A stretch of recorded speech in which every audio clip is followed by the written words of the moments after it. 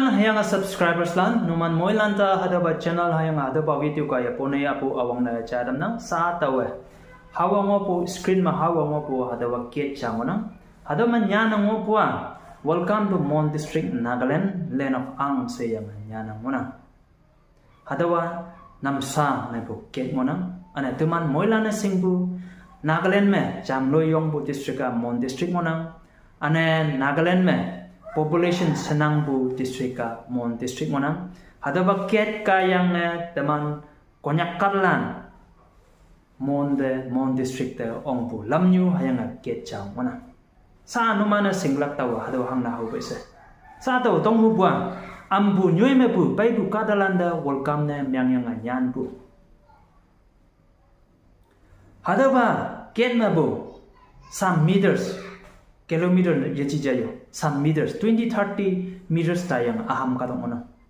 aham ka do khayang hado ni ba me hado ket ni ba me sai chang ono hado saya mamli sai chi hado sai nang ma mai lak se haki ignore ne myang lak sai chi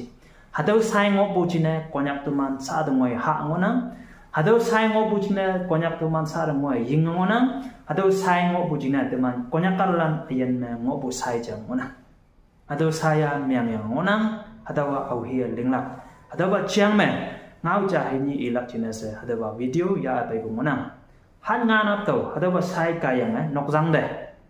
iman buminok 50 years condol jubilee hadawa mo me omlak chine ta yang gi hake taiwan de to hadawa sai myang bu chine alo ba lam ya yang ta yang gi ana ha cha na to le ji wan de hadawa sai de le wan de konyak karlan duman vui balane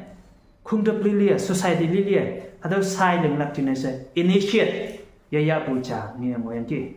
ana locals lana tongwan de ibua hadawa hamio green ply emana repairing na myang ngobu sao emana myang lak chine te mata ngonang se ibu chai ki sa tawa tong hubua konya karlanda tong hubua voi balanda tong hubua green ply ya hado green ply company ya konyak chingna awisi Mon district Nagaland ma Sayongbu district population Sanangbu district to onglak saya private company cha linga molaka hadaw de konyak tuman yawawa hadaw de konyak mongopo ministry emlelan numan yawawa hadaw de konyak mongopo hunyu balan numan yawawa hadawa private lamyichi hadawa government lamona hadawa central lamnyumona hadawa au healing lak ilang bangonang ki ma aham kadalane iman tu henan export ne myang lak chingne milling ya iman ke mayong lak chingne milling ya setai dua haki atai ma totally wrong 100% wrong aham kadalane naga kadalan tu man yenang bu yese iman ning de iman na survive ne myang oplak 100% naga kadalan nagalen yenang ya pu aham kadalan na survive ne myang oplak hayang boy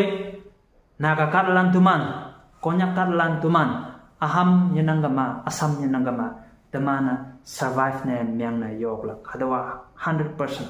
survive ne myang na yoklak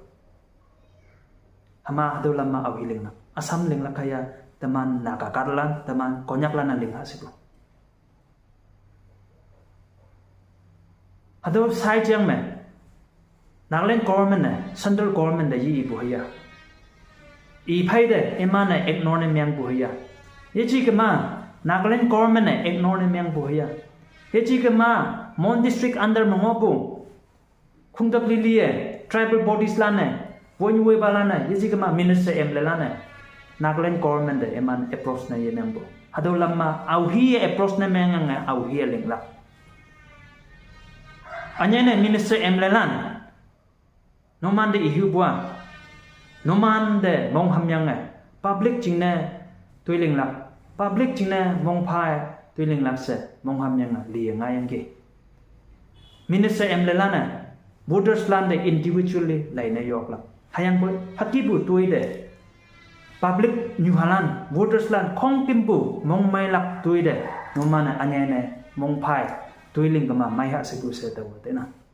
science man e bukie survival of the fittest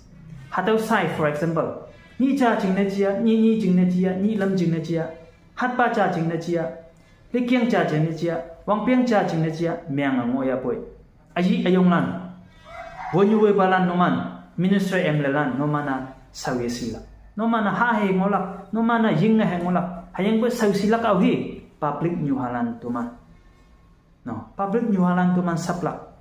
public nyuhalan tuman nekpi yalla hado sai nang gama tumana achiang habu business dwelling bulan no hado dwelling yang yoi noksa karlan da u ngobu karlan hado lan sawi sila no okay public nyuhalan chine chudai amai wan pan amai ana hakibu public nyuhalan needs ne myangbu public nyuhalan de necessary ne myangbu hado kibu communication system a wonyu we balana anyai ne minister emlalana no mana yak juwe chudai amai de ya wan pan amai de ya chudai cha wan pan cha ne myang yang tuiling gayo se tenyimbu video ka ya anyai ne konyak wonyu we balande